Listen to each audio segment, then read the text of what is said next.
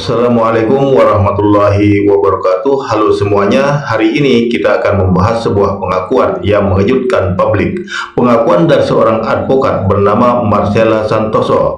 Dalam video yang dirilis Kejaksaan Agung, Marcella mengakui telah membuat dan menyebarkan konten negatif yang menyerang institusi kejaksaan, bahkan menyentuh isu-isu pribadi pejabat tinggi negara. Pengakuan ini bukan hanya membuka tabir tentang siapa di balik narasi-narasi kontroversial di media sosial, tapi juga menimbulkan pertanyaan besar, siapa yang sebenarnya mengendalikan opini publik? Mari kita simak bersama pengakuan lengkapnya dan telusuri lebih jauh apa yang sebenarnya terjadi di balik layar. Termasuk melakukan penyerangan secara pribadi terhadap institusi kejaksaan, terhadap kinerja Kejaksaan Republik Indonesia, bahkan terhadap pimpinan kejaksaan, yang seolah-olah bahwa apa yang dilakukan oleh penyidik, yang dilakukan oleh pimpinan di kejaksaan adalah tidak benar, dan seolah-olah apa yang dilakukan itu adalah kriminalisasi terhadap yang bersangkutan. Untuk lebih jelasnya mungkin bisa diputar video Marcella Santoso biar teman-teman wartawan nanti menyaksikan apa yang sesungguhnya disampaikan oleh yang bersangkutan. Silakan. Selamat malam Bapak-bapak, saya Marcella Santoso. Terima kasih saya diberikan kesempatan untuk membuat video ini. Saya ingin menyampaikan dari hati saya yang paling dalam terkait dengan perkara pasal 21, kasus 5, kasus CPO, dan kasus gula, bahwa saya menyadari di dalam proses penanganan perkara ini terdapat postingan yang sebenarnya sama sekali tidak terkait dengan perkara yang ditangani, antara lain terkait dengan isu kehidupan pribadi Bapak Jaksa Agung, isu Pak Jampitsus, isu Bapak Dirdik, dan bahkan terdapat juga isu pemerintahan Bapak Presiden Prabowo seperti petisi RUU TNI dan juga Indonesia Gelap. Bahwa saya sangat menyesali dan sangat menyadari bahwa apapun dan bagaimanapun ceritanya, baik itu kelalaian saya tidak mengecek ulang isi konten, ataupun kelalaian dan luputnya saya mengecek dan meneliti kembali dan fokus terhadap apa yang disampaikan, saya menyadari bahwa konten-konten tersebut memberikan rasa sakit bagi pihak-pihak yang terkait dan terdampak.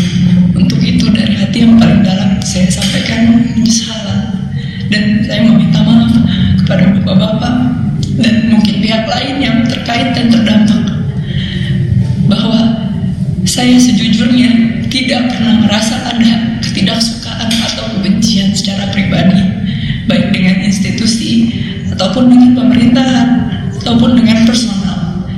Karena di dalam chat saya dan sudah dimasukkan ke dalam BAP, salah satunya terdapat percakapan yang saya merasa dan rekan saya sampaikan bahwa ada baiknya juga APH ini seperti Bapak Febri. Dan sebenarnya pendapat pribadi saya juga salut dengan warna penegakan hukum dan semangat penegakan hukum yang begitu tinggi di dalam institusi ini. Itulah pendapat pribadi saya, sehingga saya tidak pernah ada kebencian pribadi dengan institusi ini ataupun pemerintah. Bahwa hingga terdapat konten-konten yang ternyata baru saya ketahui banyak juga di dalam penyidikan ini, saya apapun dan bagaimanapun ceritanya saya sampaikan permintaan maaf, terutama bagi pihak-pihak yang tersakiti dan terdampak, bahwa saya tidak bisa melakukan apapun. Saya sebagai manusia, saya hanya bisa meminta maaf, dan saya mendoakan bahwa rasa sakit, rasa ketidaknyamanan yang dialami oleh pihak-pihak terkait dan terdampak akan dipulihkan oleh Tuhan dan akan dibalas dengan berkat dan berkah yang selalu berkelimpahan dan melindungi perjalanan karir Bapak-bapak ke depan dan perjalanan pemerintahan Indonesia yang sangat saya cintai ini. Semoga pintu maaf bisa terbuka maka setidaknya bagi saya, dan saya berdoa untuk yang terbaik ke depannya, bapak-bapak semua. Terima kasih. Amin ya rabbal alamin. Teman-teman jurnalis yang saya hormati, bahwa setelah tadi teman-teman menyaksikan semuanya menjadi terang benderang bahwa apa yang selama ini disampaikan terkait konten-konten negatif yang ditujukan kepada institusi Kejaksaan Agung Republik Indonesia, terhadap Jaksa Agung, terhadap Jampitsus, terhadap Direktur Penyidikan, bahkan terhadap institusi lain yang telah disebut tadi adalah tidak benar. Ya, ini klarifikasi secara nyata dan tidak ada unsur paksaan atas kemauannya sendiri, sehingga masyarakat kami harap menjadi paham, menjadi semakin tahu bahwa yang selama ini dibangun narasi dan sedikit adalah tidak benar.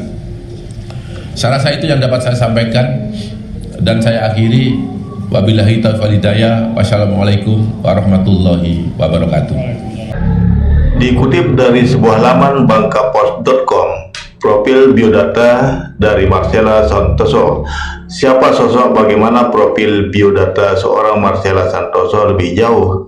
Marcella Santoso adalah pengacara yang jadi tersangka korupsi ekspor crude palm oil atau CPO dan dugaan perintangan penyidikan.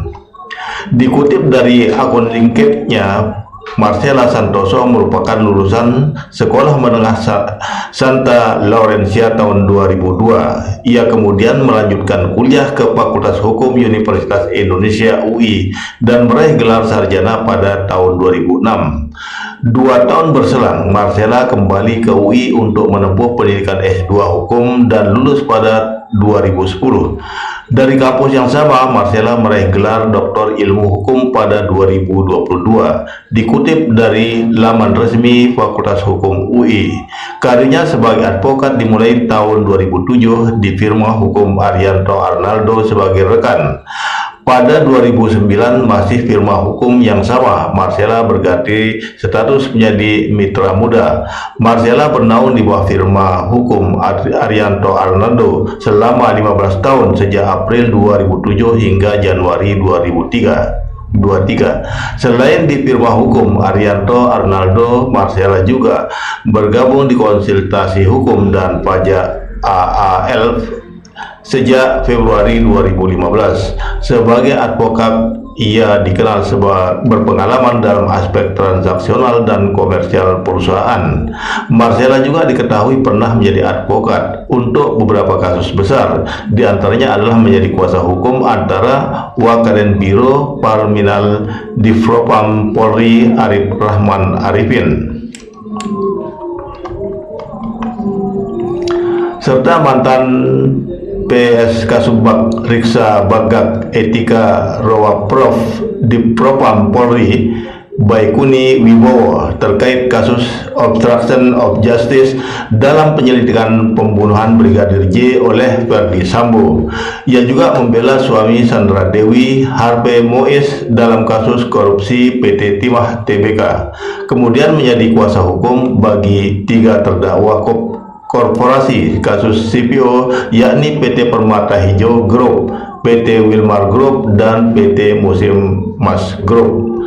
Sebagai informasi, Marcella dan rekan advokatnya bernama Arianto Bakri diketahui menjalin hubungan asmara. Itulah pengakuan dari Marcella Santoso, sebuah pernyataan yang membuka mata kita tentang bagaimana opini publik bisa dibentuk, bahkan dimanipulasi. Kasus ini bukan hanya soal hukum, tapi juga soal etika, tanggung jawab, dan dampak dari informasi yang kita konsumsi setiap hari. Semoga dari sini kita bisa belajar untuk lebih kritis, lebih bijak, dan tidak mudah terpengaruh oleh narasi yang belum tentu benar. Terima kasih sudah menonton. Jangan lupa like, share, dan subscribe untuk update informasi penting lainnya. Sampai jumpa di video berikutnya.